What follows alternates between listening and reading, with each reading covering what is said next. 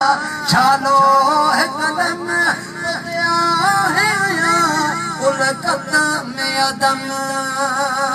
पद पधरो कुल पिनहान सजन तुझे कदम अन्या महबूब मुर्शिद फरमाया तो खेर पे सगे सौगात दिनी जगह तो ते घोरी उते साथ दिनी नटड़ी गाल भी हजरत मूसा अलैहिस्सलाम अल्लाह की जात पाक के अर्ज के या अल्लाह मुझे पांचो दीदार करा हजरत मूसा अलैहिस्सलाम मुझे रब पाक फरमा रन करानी ऐ मूसा तो न ॾिसी सघंदे होला अर्ज पियो थिए होला महबूब अमा उम्मी हानी जे घर में आराम फरमान ला मकान ते मुझे रब पाण पे घुराए सुभान अल्लाह तो खेर सगे सौगात दिनी जगह तो ते घोरी उते साथ दिनी पर भी अञा उन ज़ात दिनी पर भी अञा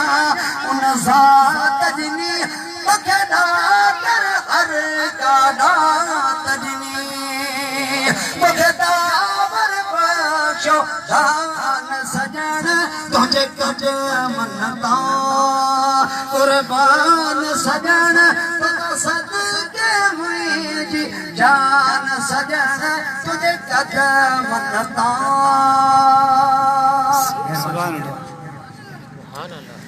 तोखे आगे जा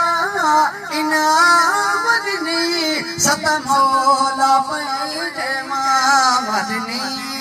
मुझा महबूब तोखे जेको के मुझे रब पाक अता फरमायो एकड़ी तोखे खबर भी अल्लाह के रसूल के खबर तोखे आगे जा इनाम दिनी सत मौला पैजे मामदनी कल के खेने जी कामदनी सब खदत खुदा तुझे सामदनी ओ तुझी झोली मंझ जहान सजन तुझे कदम लता ही नुक्तो नाले वाली मिसराए पर हिते गौर कजो अल्लाह जे महबूब की झोली में सजी दुनिया खुदा पांजे महबूब जे सदके खलकी पर सुनियो अवे के मुबारक हुजन भाग भला उन्हन जा आहिनि जेके महबूब जे साम थियन पर भाग उन्हन जा भला आहिनि ते मुझे महबूब मुर्शिदन कयूं में जहां केडी मेहनत ऐं आजिज़ी सां केड़े नमूने सां पढ़ लिखियो तुझी झोली में पई चुमन जहां लतो हर दो जहां में अमन व अमान तुझे साम जा थियड़ा भाग समा तुझे साम जा थियड़ा भाग समा लथा ओन इब्राहिम जवा लथा ओन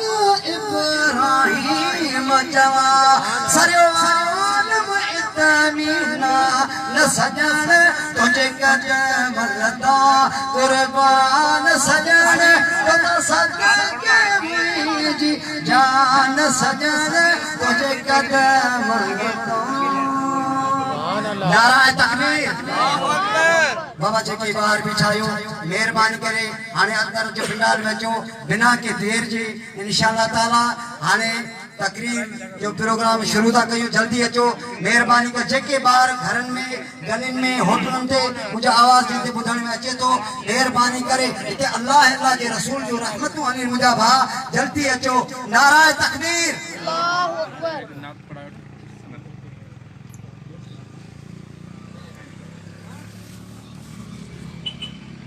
जल्दी अचो जल्दी जेका बार बीठा आयो मेहरबानी करे